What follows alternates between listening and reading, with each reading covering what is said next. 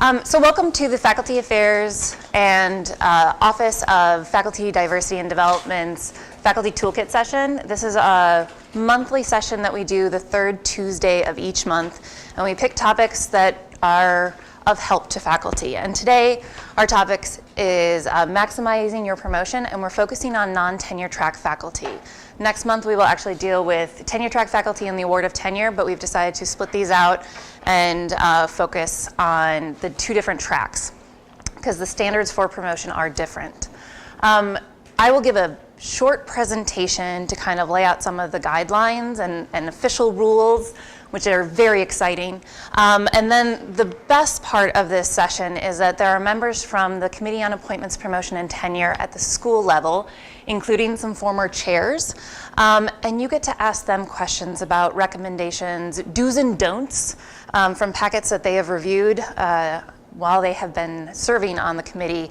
And they're great. So I will just thank Dr. Messiana, Dr. Horowitz, Dr. Manner, and Dr. Cobb. Thank you so much for coming. All right, so maximizing your chances for promotion on the non-tenure track. First of all, promotion is a good thing. We want you to be promoted. We want you to be recognized regionally, nationally, and internationally for the incredible work that you do. It has been a privilege in my current role to review the packets for senior level promotions and appointments for the last 4 years, and I am amazed at what our faculty do. It's incredible. There are academic ranks: instructor, senior instructor, assistant professor, associate, and professor. For this session, we're going to deal with senior level promotions because that is a once a year call for senior level promotions, and they take 18 months from the time that you submit it to my office until they are approved by the Board of Trustees. This is not a rapid process.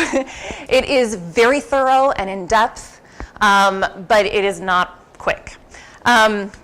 So for all faculty appointments, this is what the handbook requires. You have to be an expert in your field, and then you have to show a dedication to teaching, a commitment for research, or a willingness to assume your fair share of administrative and service tasks. For non-tenure track, you must have the first, and then you need to have 2 out of the other 3.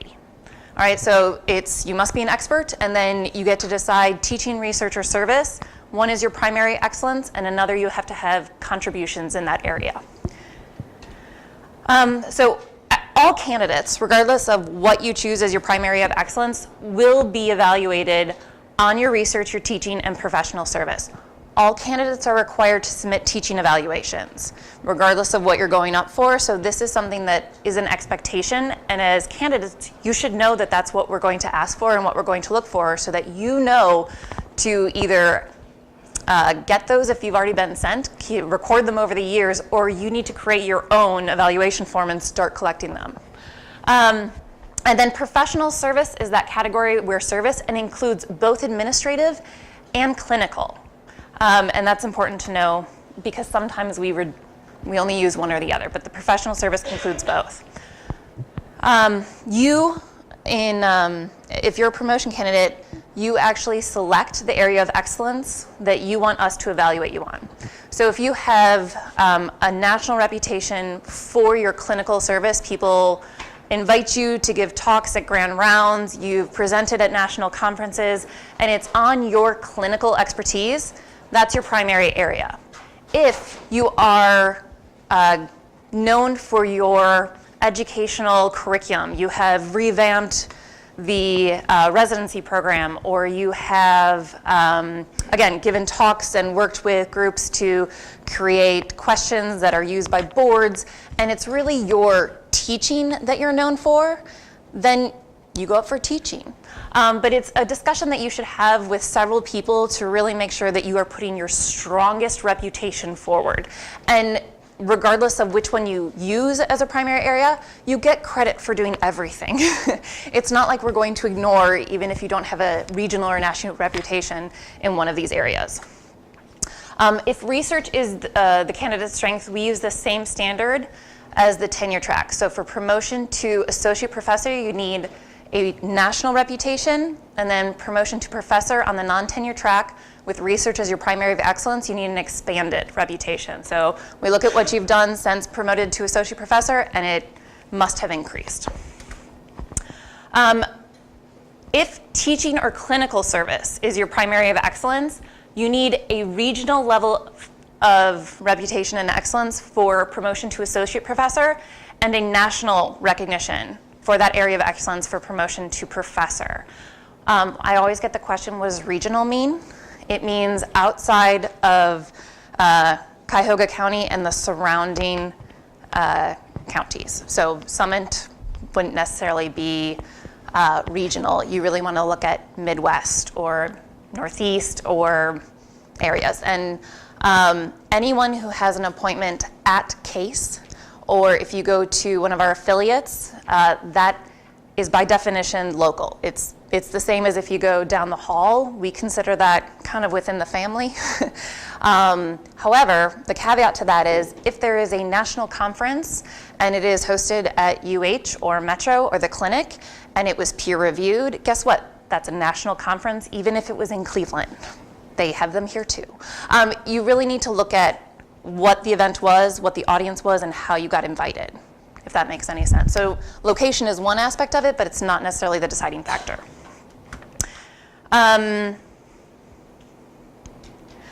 If you choose teaching, a teaching portfolio is a required element.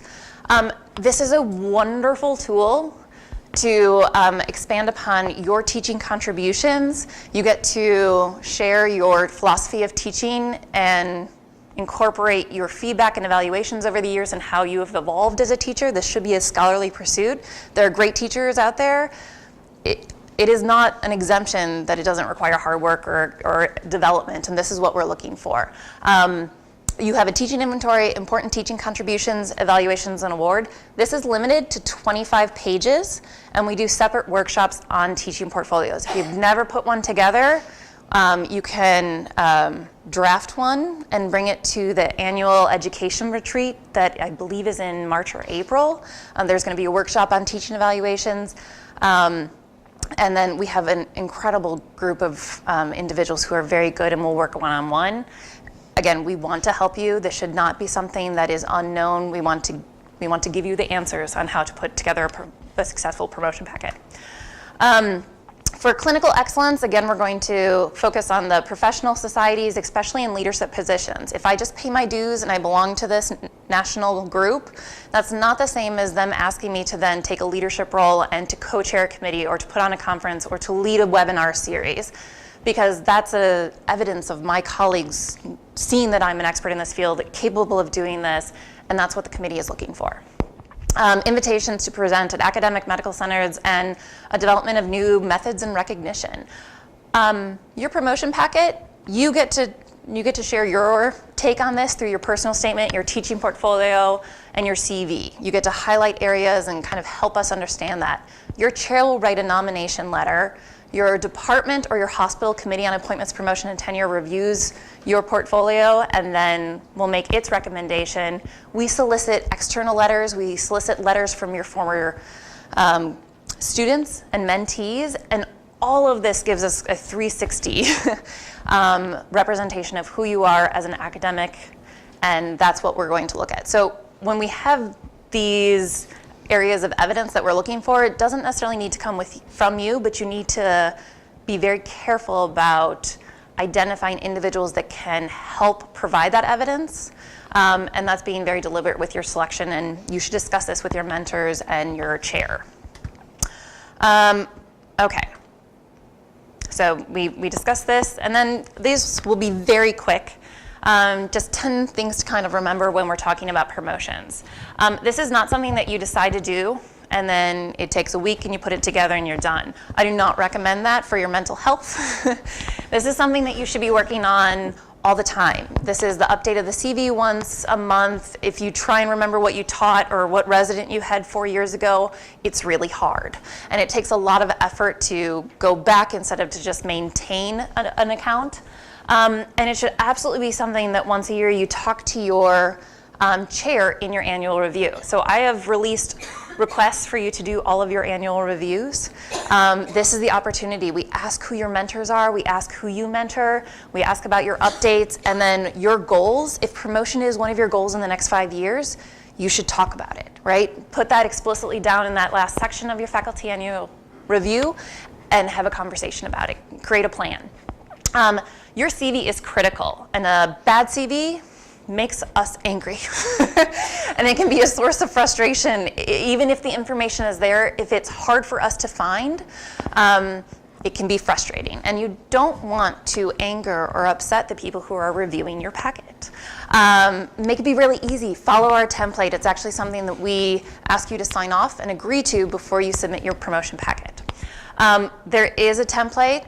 It is a template. So if you haven't, if you're not an MD, PhD, you don't have a thesis and a residency. Delete what doesn't count, but also notice where you have gaps, and perhaps that's an area that you need to work on and fill in because it's what we are looking for. Please find mentors within your department, outside of your department, and outside of CASE. Look at someone who recently got promoted. Every academic center is looking at service and research and teaching. These are not novel, right? So ask people what they have done. While the promotion standards may not be equivalent or the same, they're going to be pretty close.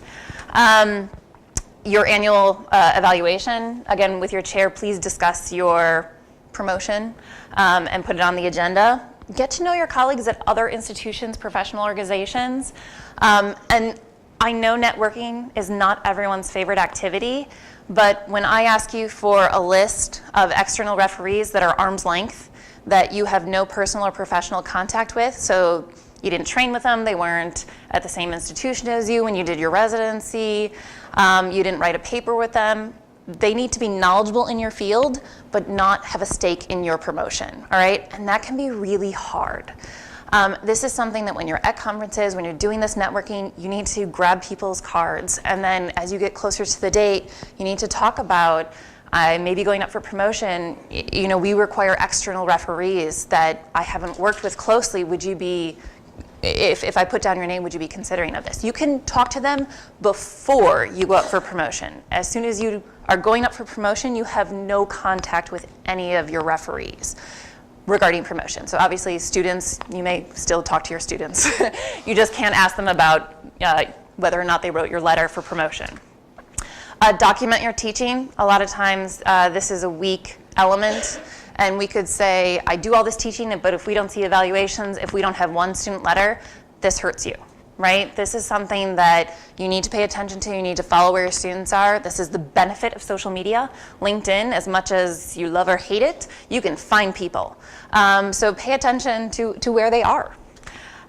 Service contributions are important, but make sure you're doing the right service contributions if you're going up for promotion. So yes, we want you to be a good citizen and be involved in your department and hospital and at the university, but we also want to see that service at a national level for your area of excellence. And so when you're deciding what to do with your extremely valuable time, be strategic, and again, get support from your chair and your mentors. And then scholarship is key. So we don't have a definition of scholarship. It's actually not in our promotion criteria that the School of Medicine faculty passed. But the concepts that we're looking for and in our interpretation is that this is evidence-based research and teaching, that it's peer-reviewed, hypothesis-driven research, and that it's concerning your scholarly activities, that it really is disseminating and getting all of the good work you do out into the broader community for discussion. And then make yourself indispensable. Try to find that niche and role, and if master of none, jack of all trades, for a little while, focus on one of those elements and make sure that you can really show your expertise and your national recognition in one of those areas. Ultimately, you're responsible for your promotion and tenure. We can do these sessions, we can be available, we can put on sessions about teaching portfolios and CVs and external referees, but this is your academic career, and so we're here to help you, but you need to take control and kind of decide when to go forward. All right, so I hope that wasn't too long. There will be an opportunity again to ask questions about process, but right now I'd like to invite our current and former CAPT members up and ask them to give you some kind of recommendations, and then we'll open it up for questions. Come on down.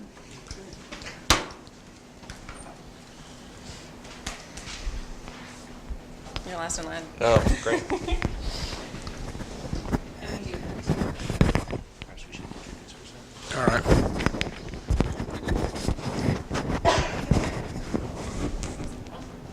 Or, Danny, I think we're doing these two. All right, so if you wouldn't mind introducing yourself. Okay. My name's Sam Messiano. I'm a non-tenured professor in the Department of Reproductive Biology, and I went through this process 4 or 5 years ago. I'm currently, this is my second year on the School of Medicine Committee on Promotion and Tenure, and I'm the chair of our departmental Committee on Promotion and Tenure as well. So I try and help all our faculty that are, and it's mainly all clinical, go through the process and put their best foot forward when it comes to putting their packet together. I'm Karen Horowitz. I'm a professor in the Department of Medicine, and I'm a diabetologist at the VA. I've been president of the women faculty of the School of Medicine and on the steering committee for a number of years, and have been trying to encourage young physicians to develop their academic portfolio and include a plan for promotion in their strategy as they go forward. This is my first year on the CAPT, and I've found that the process to be transparent and just like they describe on the website. So you read it, learn what the requirements are. It's sort of like teaching to the test, but it makes sense. It's not a test that's trying to stump you. Put your materials together so you can put your best foot forward. And maybe through questions, we'll have some more comments on how a clinician educator track can evolve, because that's been something I've been involved in.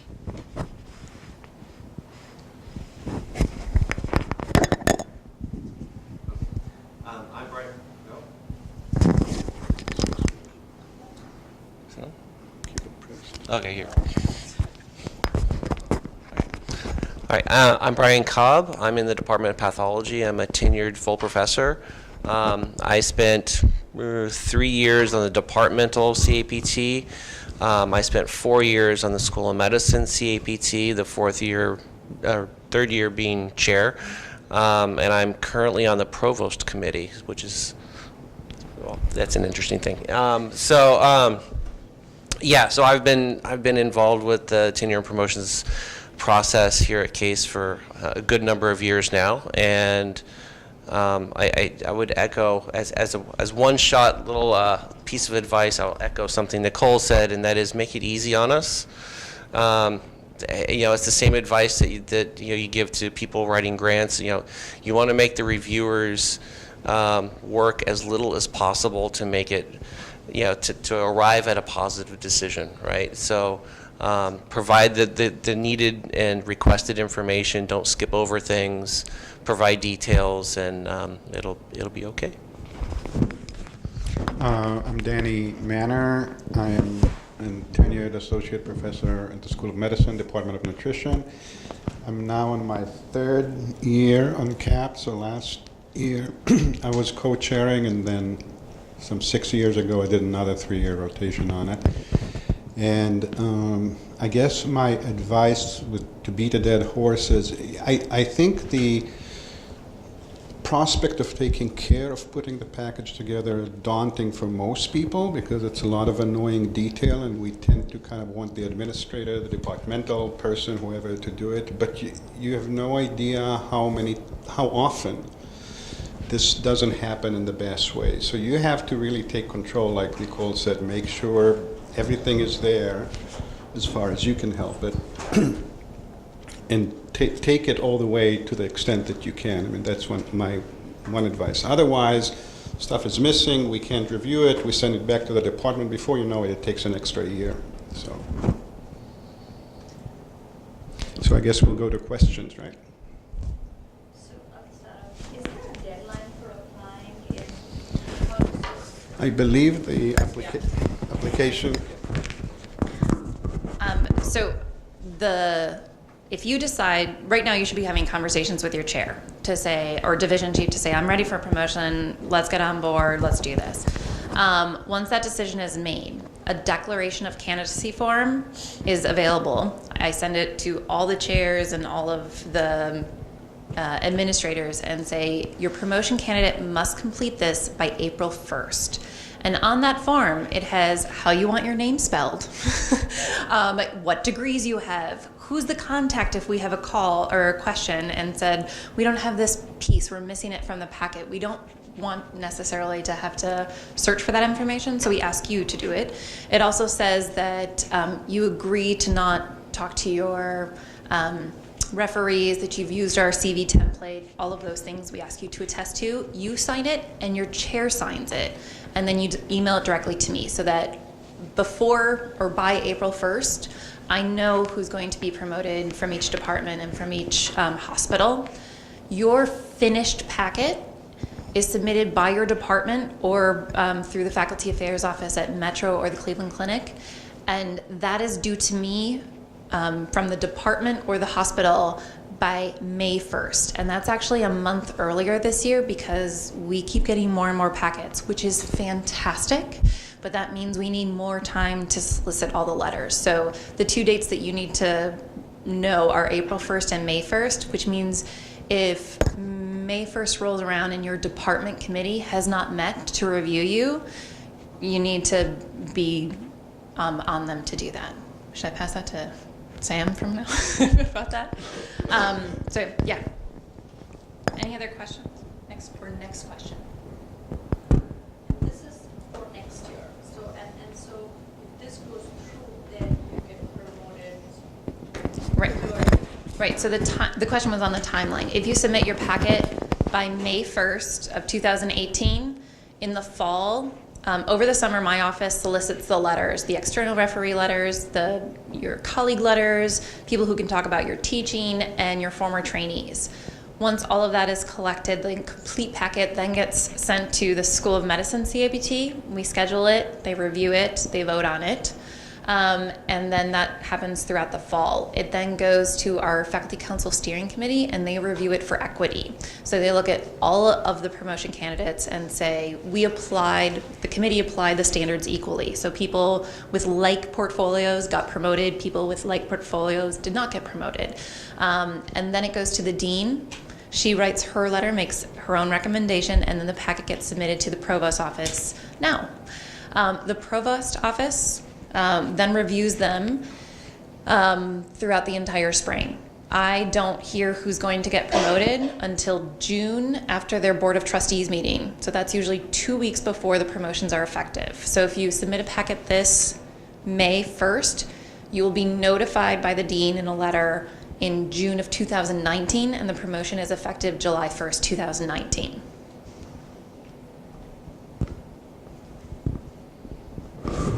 What else?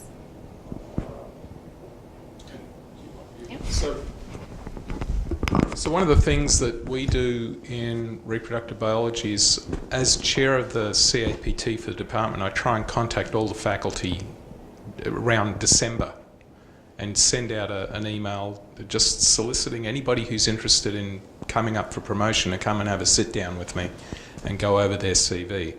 And if you haven't done that yet, and if you don't know who your CAPT chair is for your department or who the members are, get moving on that and get advice from them as to how your packet should look, because if it's stringent coming through your department, it's going to make life a lot easier for the next layers up. Questions? Oh, go ahead. Nicole, you mentioned that if you'd already gone up for associate professor, and to get that you have to have a national reputation, then the next level going to professor, you just said merely expanded, or it has to be expanded to international, or what?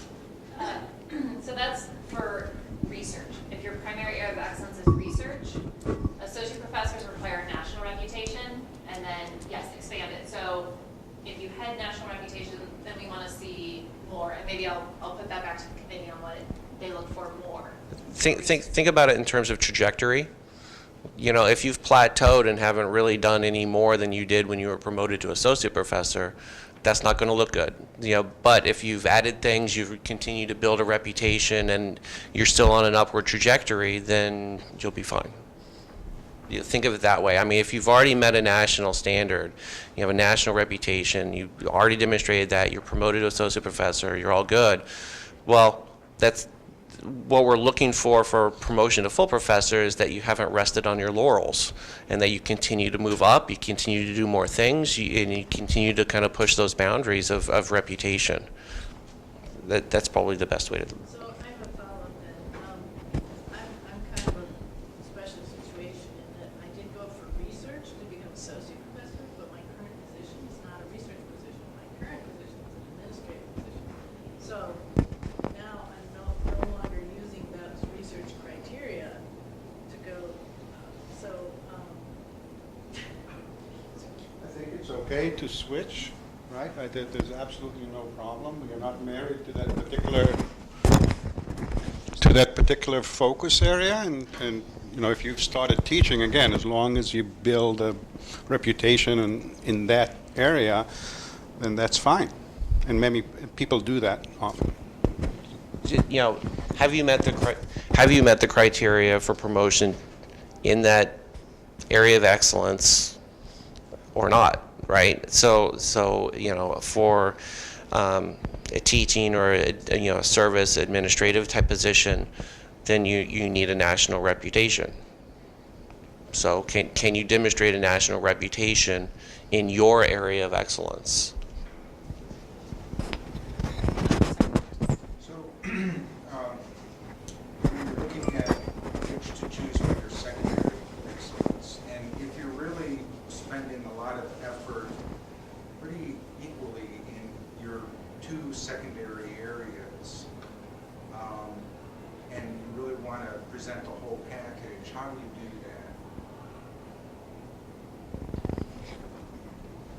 that? I think I think that's where your personal statement comes in. Because the personal statement is your description of your career path. You're telling the story of you. How did you start out? What has motivated you to branch into these different areas, A, B, and C, my primary, my secondary, and how do they come together? Why do you do these things? How do they support each other? Why have you found them important to engage in, and what makes them important in developing yourself as a professional? And if you can describe something that brings a coherent story together, I think that's very significant to us. So that's the way I would look at it. Where do these things lead? Is there a path growing? Is it something that makes you better for having done it? Then it's important. I don't know. As a committee member, I never really thought of it as a 1, 2, 3 kind of deal. You know, I always thought of, here's your primary area of excellence, and then here are the other two. And so I don't know that you necessarily need to say this is number one. Well, you need a number one. You don't have to necessarily say this is 2 and then 3. At least I never really looked at it that way. That's helpful. So. Okay, makes sense. Kind of artificial. Yeah. So I as a general piece of advice, and I think that this came up time and time again, and we saw this especially with people who were denied the promotion that came back and appealed the decision. That the notion that if let's say your primary area of excellence is teaching, and you're a phenomenal teacher. You teach all the time, the students love you, you do an awesome job, but you never step foot out of Cleveland. You're probably not going to be promoted. It just is. So you have to show that your area of excellence is truly, if you're an associate professor for teaching, as the example, that you have a regional reputation. So you need to establish that. You can't just be an awesome person at your job locally and get promoted. And we get there's some strife with that one, but you have to get out, you have to go do things, you have to be asked to do things, or you have to get out there at some level in some way to show that people outside of CASE or UH or Metro or whatever recognize you, at least at the regional level, for being an awesome teacher. And which would mean that they're asking you to come and do teaching or something. You're writing papers that are, teaching oriented or something. There's got to be stuff there beyond just being an awesome local teacher, for example. Yeah, and just to add to that, doing clinical work has the same challenge with it. I mean, it's anticipated and probably true that all clinical faculty here are good physicians. That's not enough. It's exactly what Brian said about teachers, right? You have to put together to put a case that you're beyond a good clinician, right? Well, then And people know that you're a good clinician outside of your local colleagues. and it's not so. For example, for teachers, right? I mean, just teaching is very important, but very often people will package a scholarly product in education. Be it a paper, be it a syllabus, be it, and talk at conferences about education and so forth. So that is where you get your acknowledgement for your outside the local frame. And it's the same thing with clinicians, you give grand rounds. There's a reason for that, right?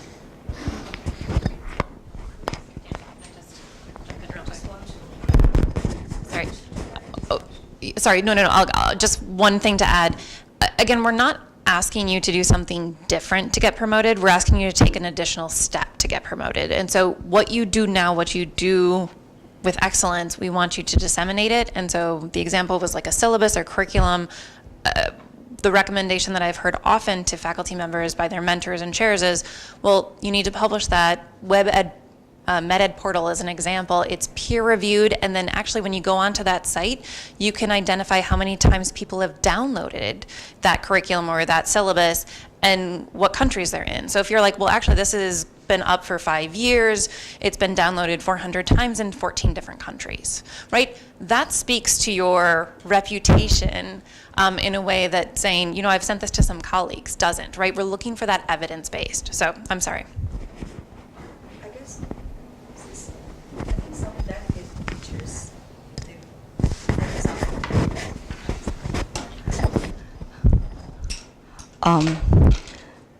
I guess for some dedicated teachers, if they teach courses here in the case, because last year I taught 2 courses, the full semester long, I think I don't have time, energy to connect other people's, because these 2 courses, they require different level of statistics.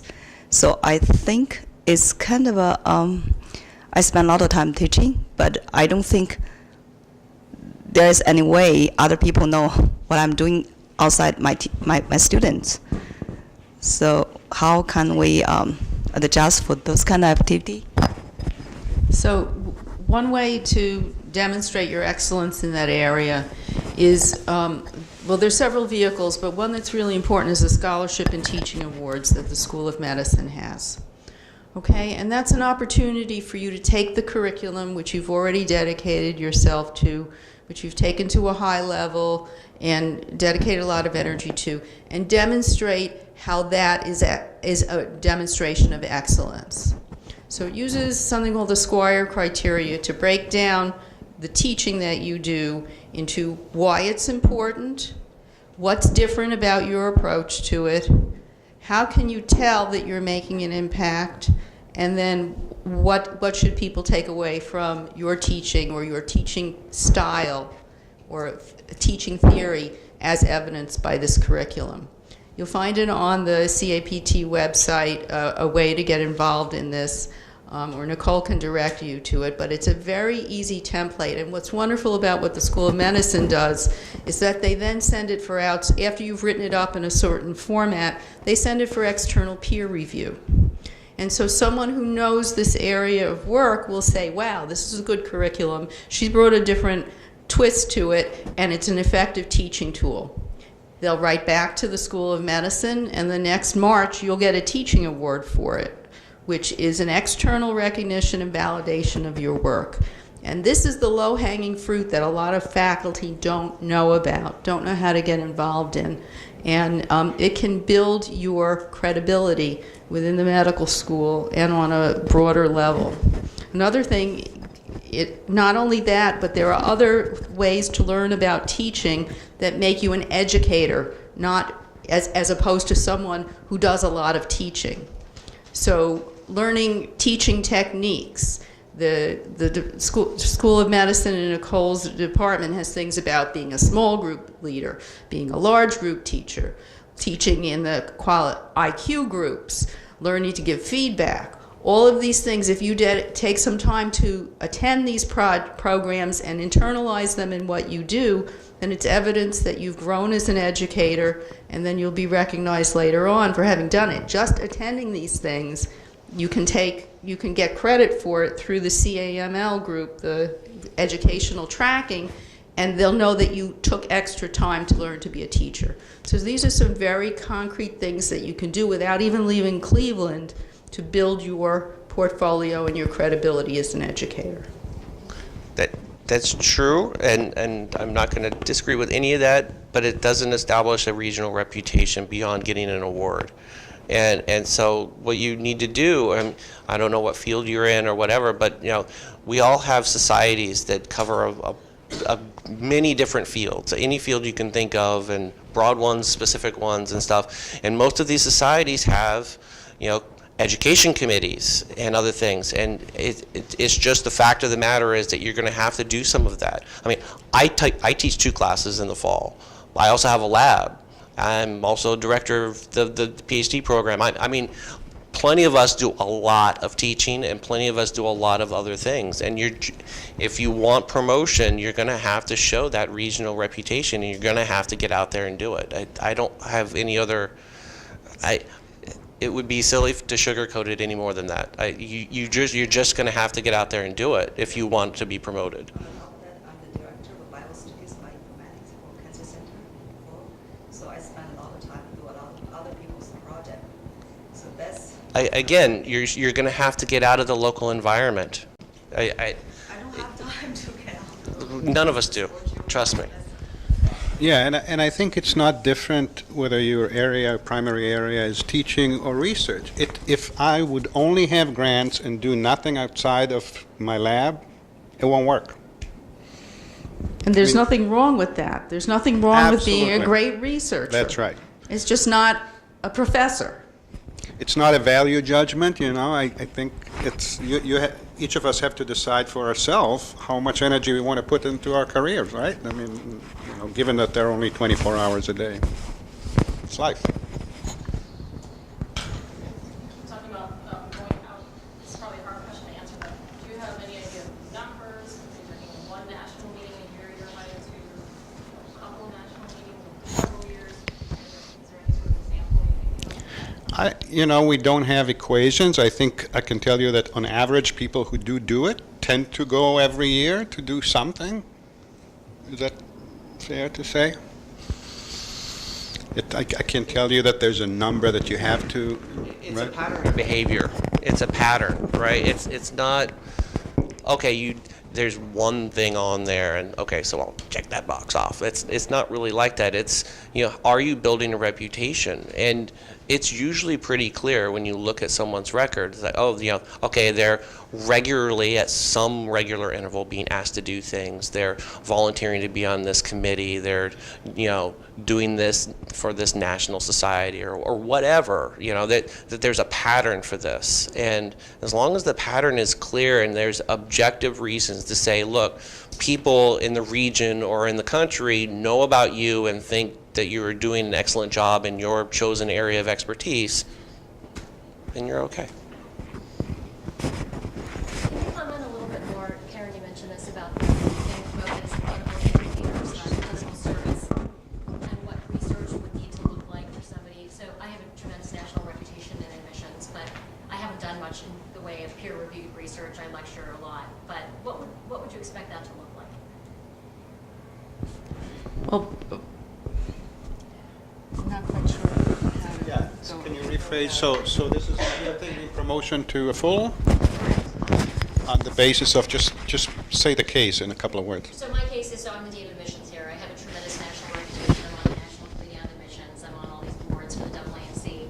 But I don't have much by way of peer-reviewed research. And as Nicole indicated, we need to have strengthen all three areas, what would you expect that to look like? Well, you're starters, your first area of excellence is service and administrative service at a huge and high level. So that's the first piece of it. Right. You have clinical service. I know you're a radiologist, right? You develop programs and you have a program going on at the hospital. So that's your service area of excellence. And then you do outreach to the medical students, right? Yes.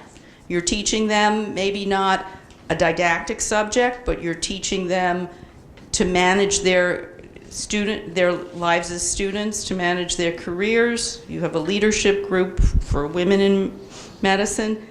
That's all teaching. Okay, but then the third prong would be research, which I don't have a lot of peer-reviewed research. No. You only need 2 secondary things. You don't need all 4 unless you're a researcher as a primary. Okay, thank you. What's your time after you start your career that you can apply? Say, are there any for example, 6 years into assistant professor, and from talking to people, they're like, oh, usually people start applying after the 5th year. Is that? I don't think we have a strict, especially not in the non-tenured track. I mean, we have people that have been an assistant professor for 30 years who suddenly decide that they want the promotion, and we have people that do it after 3 years, and so that number of 5, 6 or something like that is definitely within the average, but there are many exceptions. That number that you're citing is probably mostly coming from more of a tenure track. The tenure track clock is kind of 7 years unless you have an extension, and so most people will go up at like year 6 or year 7, and so, but that's a separate clock.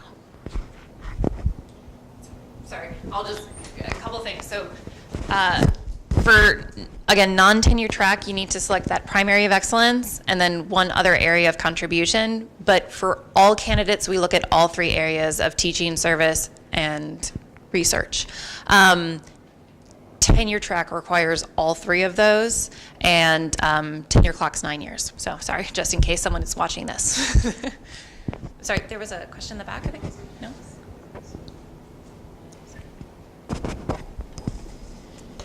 think I'm a little confused. I heard you say you have to be an expert plus 2, and now you said expert in 1 more. What's the right answer? Yes. So the official promotions and standards for, the standards for promotion require you to identify a primary excellence and 1 area of additional contribution. It says, it just says a second, like you have to have adequate contributions in 1 other. The standard is set by your area of excellence that you choose. So if it's going up for associate professor on research, it's a national reputation. If you're going up for clinical service to associate professor, it's a regional reputation. And so once you identify that area of excellence, you then know the standard that you have to meet. Again, we look at all 3 areas, so it's not like, I'm sorry, you only get 2, and then we're ignoring the rest of your packet. We look at all 3 areas, but to meet the requirements, you must identify a primary and a secondary that you have some contribution in. We'll look for that. And again, the declaration form will help you with this. We ask you to identify what your area of excellence is and then where your other contribution. And so this will help you as you're drafting your personal statement. You don't need to be boxed in, but if we're looking at research, education, and service, your 3 sections in your personal statement perhaps should start out with your primary area of excellence and then go to the second one and then talk about the third one if you have something to contribute there. So again, help the committee understand, what you do, and doing all 3 areas is not going to hurt you.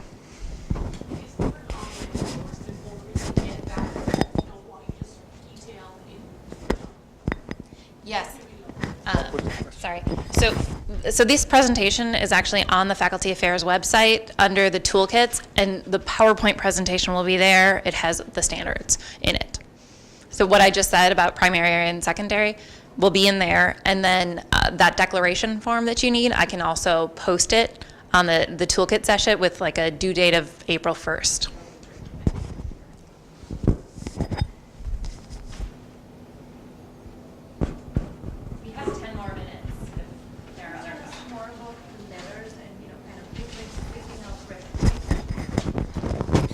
So I think as far the part of it that's up to you are the names that you submit, right? And so typically these are people in your field that are aware of your work, right? Be it education, be it research, be it service, right?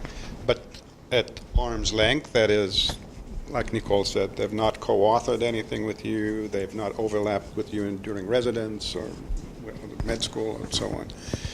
Then there's an additional set to which you have little or no control actually, which are solicited by faculty affairs. And I think you give them suggestions or no? Department chair. The department. All right, so we asked for a lot of letters, and there is a Excel spreadsheet that you should sit down with your chair and your administrator who is helping you when you are ready to list these out. You need to pick 10 former students, and I'm going to say need to, but you can pick up to 10 students or former trainees that I will then send a request to saying this individual is going up for promotion. They have identified you as a potential referee to talk about their teaching. And for former students, we're not asking them to review your CV. We want them to talk about their personal experience. We also ask you for 4 colleagues who have taught with you. So they are aware of your teaching or the curriculum that you've developed, and they can write a letter, again, about their experience with you regarding your excellence in teaching. You have the option of identifying 4 individuals who are aware of your service, right? So if you sit on the IRB or the IACUC, or you have served on a national committee, and individuals know how dedicated you are and are aware that you were chosen for that service position because of your excellence, then again, we'll solicit a letter from them asking them to please expand upon that. And then if you are a team researcher, all right, so that's only if you are a team scientist, will you get to identify 4 research colleagues, and they must, 2 of them must be the PIs or the heads of the projects that you're a team researcher on. But that is only reserved for individuals that are team researchers. So even if you do some research, if your primary area of excellence is not research and you're not doing team research, then that's not something that we'll solicit for. And these are guidelines from the provost. The final one, so all those people you know, we then ask if you're in a clinical department for your department to give us the last 3 years of chief residence. You don't get an option about who they are. We solicit letters from them. And then external referees, you get 6, and your chair has to designate 6. All right, so 12 are submitted to my office, and they must meet that definition of arm's length. So when I solicit a letter from them over the summer, we say, here's our definition of arm's length. Here is a copy of our promotion standards. Here is the candidate's personal statement and their CV. Could you please look this over? Tell us if you think that they meet the definition for promotion, and would they be promoted at your institution? We also ask them to please identify how they know the candidate. So it is not uncommon for us to get a name as an external referee, and then when the letter comes back to us, it says, oh my gosh, I've known Nicole for 20 years, and I've worked with her for X, Y, and Z. That's not arm's length, it doesn't count, which means I then have to go back to you and your department and say, we need additional names. This delays the candidate's portfolio on when it's getting sent to the committee, and there's a timeline. So you really don't want the committee to get your packet and it to have a couple of external referees, because then you haven't met the requirements, and it has happened that they have not recommended based on that. So, external referees, I think your conferences, also if you know someone, so I have a colleague at University of Washington where I did my grad program, they have a close relationship with me, but I might send them an email and say, I'm going up for promotion and I need arm's length reviewer. Do you have a colleague that you would recommend? Right, so it's once removed, and if they don't know me, you're still asking for help. This takes time, and you want to make sure that you are prepared when the request comes in and you have to put down those 12 names in discussion with your chair. Does that answer the external referee question? Yeah. Can you comment on what academic rank your recommenders need to have? Yes. So the preferred is professor no matter what. Even if you're going up for associate professor, I would recommend that you go for professor.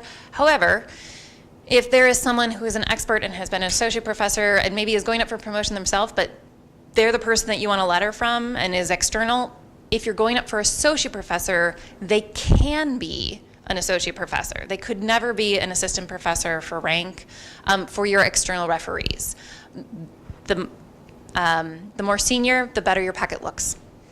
And so if you're going up for professor, They must be professor. If you're going up for promotion to professor, they must all be professor. the 12 external referees. How about the 4 who are aware of your service and can expand upon your excellence? Again, I would say that the recommendation is for professor, but there is not the requirement.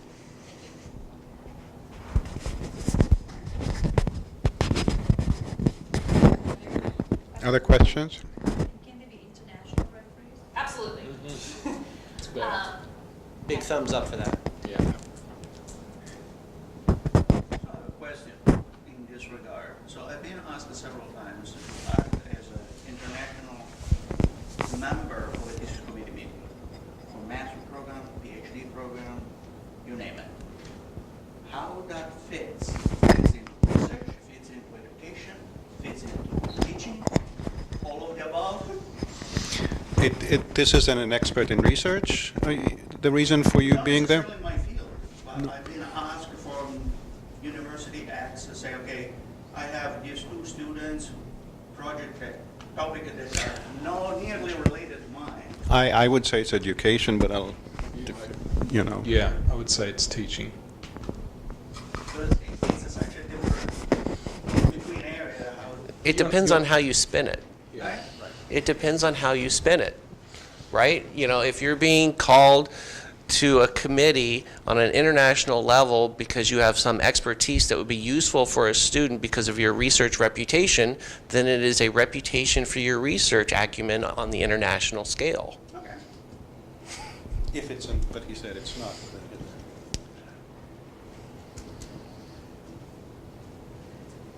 Any last comments from our panelists? Last words of advice?